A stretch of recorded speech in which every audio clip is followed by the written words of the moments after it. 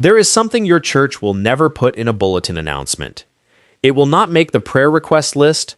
Nobody will stand up on Sabbath morning and confess it publicly. But it is there. In almost every church that has ever existed. You can feel it the moment you walk into a room. The subtle shift in who sits with whom. The groups that form around certain names. The quiet loyalty to one voice over another. And everyone sees it, and nobody says anything. Because we have agreed, without ever discussing it, that this is just how church works. People have different personalities, different preferences, different connections, and as long as everyone still believes in Jesus, the groupings are not really a problem. That is exactly what the church in Corinth believed, and Paul wrote them a letter. And the very first issue he addressed, before immorality, before false doctrine, before any of the other problems this church was drowning in, was this one. Which tells you something. It tells you Paul did not see what was happening in Corinth the way the Corinthians saw it. They saw personality preferences.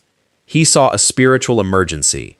This week's Sabbath school lesson is titled Unity in Christ, and the memory text is 1 Corinthians 1 verse 10.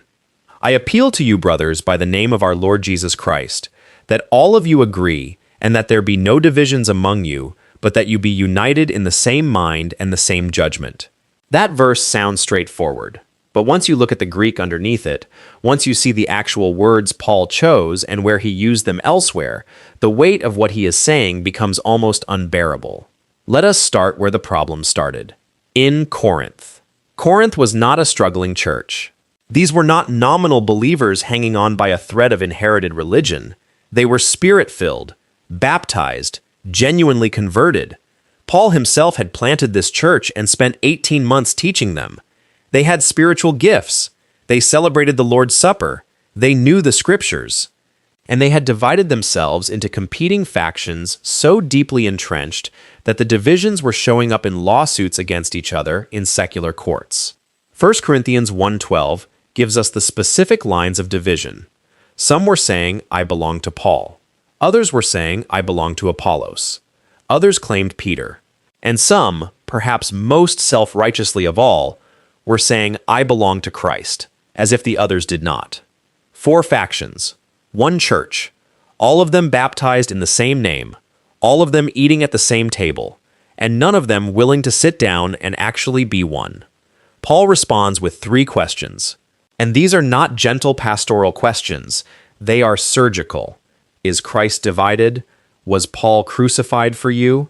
Were you baptized in the name of Paul?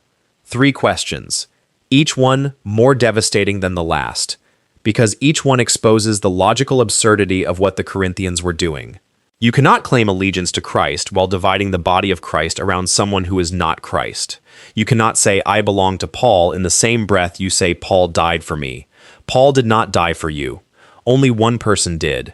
And dividing yourself around any other name is a statement about where your actual loyalty lives. But here is where it gets deeper. Because Paul does not just describe what is happening in Corinth. He names it. And the words he chooses to name it are the most important part of this lesson. The first word is schisma. Paul uses it in verse 10 when he appeals for there to be no divisions among them. Schisma. You recognize that word. It is the exact root of our English word schism. And in Greek, it means a tear, a split, a fracture in something that was whole. The same word appears in Mark chapter 2, verse 21, where Jesus talks about a new patch sewn onto an old garment. He says the patch will pull away from the cloth and make the tear worse. Schisma is what happens to the garment. It is what Paul is saying is happening to the church in Corinth. Something is being torn that was designed to hold together. Not a disagreement, not a preference, a tear. The second word is eris. Paul uses it in verse 11 when he talks about the contentions among them. Eris. And this word carries a weight that most people reading their English Bible never feel. Because eris was not just a common Greek word for conflict. It was a name. In Greek mythology, Eris was the goddess of discord.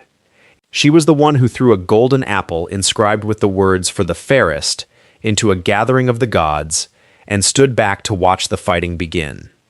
That fight eventually became the Trojan War.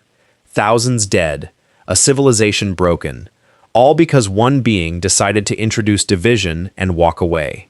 When Paul uses the word eris to describe what is happening inside the Corinthian church, he is not being casual. He is reaching for the most loaded word in the Greek vocabulary for destructive conflict. And then he does something that should stop you completely. Open your Bible to Romans chapter 1, verse 29. Paul is listing the sins of a world that has rejected God. The list includes wickedness, evil, greed, envy, murder, deceit, malice. And right there in the middle of that list is eris, the same word, strife, contention. The division of the Corinthian church placed in the same category as murder and malice by the same man who wrote both letters. It does not stop there. Go to Romans 13:13. Paul lists the works of darkness that believers must put off. Eris is there again. Go to Galatians 5:20, where Paul lists the works of the flesh that stand in opposition to the fruit of the Spirit. Eris is there again, alongside idolatry, sorcery, hatred, and envy. Let that settle for a moment.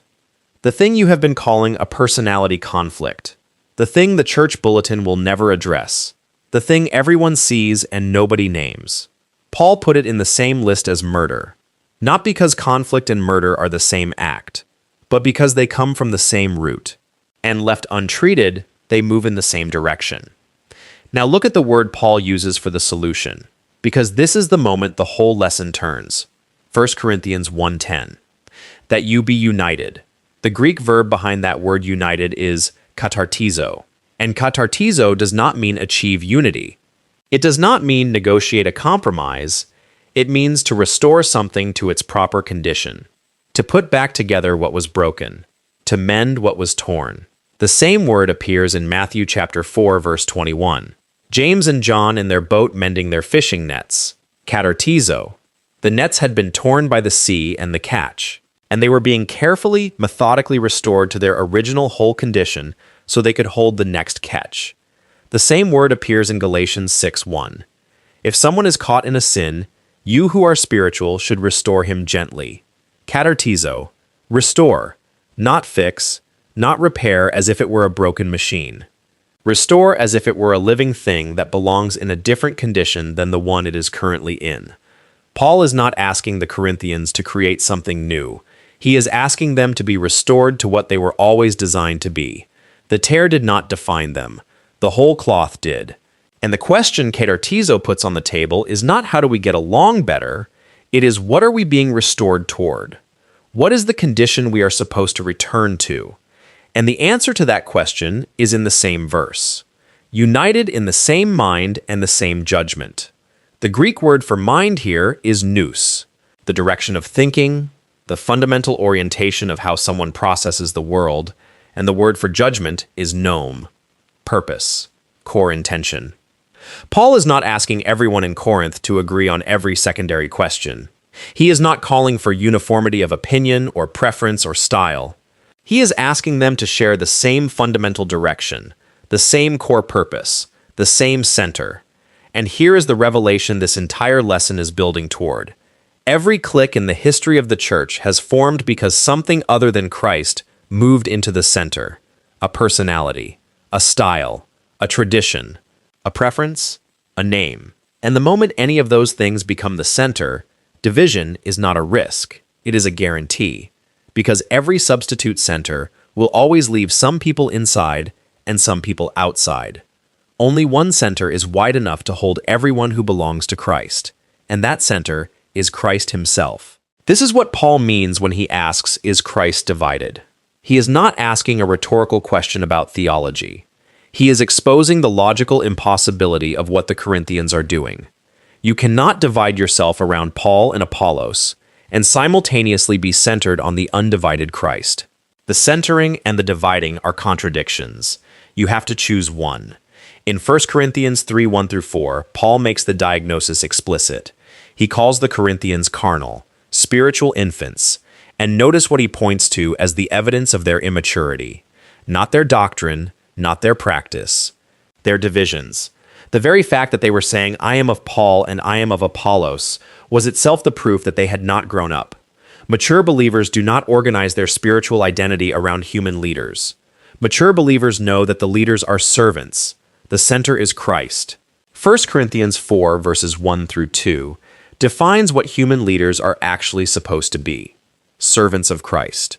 Stewards of God's mysteries. A steward is someone who manages another person's property.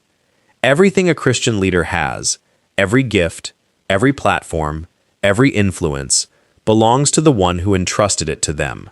The moment a leader starts acting like an owner rather than a steward, the relationship has already gone wrong. And the moment a congregation starts treating a leader like an owner rather than a steward, the door to division swings open. Paul makes this contrast devastating in 2 Corinthians 11:23 through 28. He lists what his own apostolic ministry has actually cost him.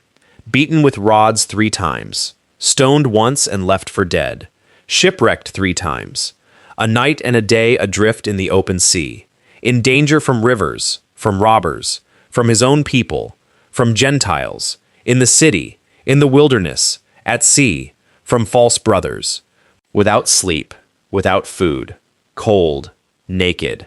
And after all of that, he says in Colossians 1:24 that he rejoices in his sufferings for the sake of the body of Christ.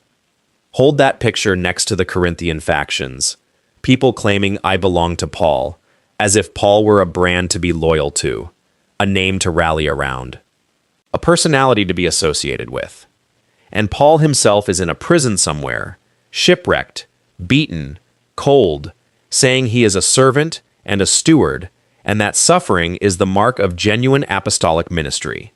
The distance between what the Corinthians thought Paul was and what Paul actually was is the entire problem in miniature. The answer to that problem is in Philippians 2:5 through 8. Paul writes, "Let this mind be in you, which was also in Christ Jesus, who being in the form of God, did not consider equality with God something to grasp, but emptied himself, took the form of a servant, was found in the likeness of men, and humbled himself and became obedient to death, even death on a cross." The mind that produces unity is not a strategic mind. It is not a conflict resolution mind. It is a descending mind. It moves downward. It empties rather than fills. It serves rather than positions. It releases rather than grasps.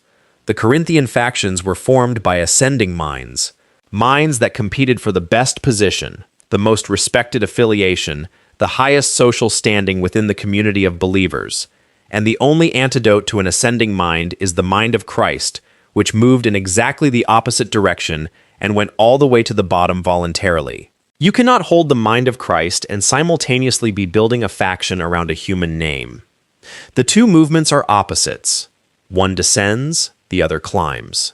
One empties, the other fills. One asks, "What can I bring to this community?" The other asks, "What am I getting from this group?" And then there is this.